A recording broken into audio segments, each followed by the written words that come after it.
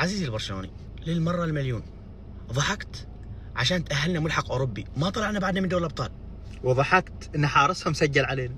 وضحكت انك انت في دور ونحن ما موجودين فيه. تأهلت بشكل مباشر واحنا رحنا ملحق، انا وياك الحين في نفس الدور. مستفد.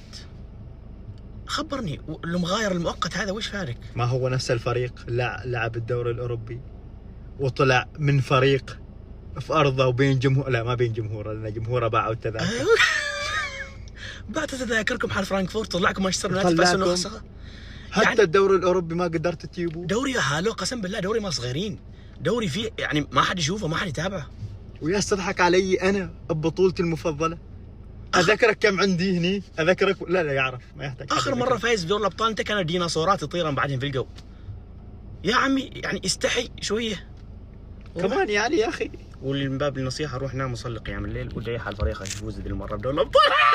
لا ما بيفوزوا علموا.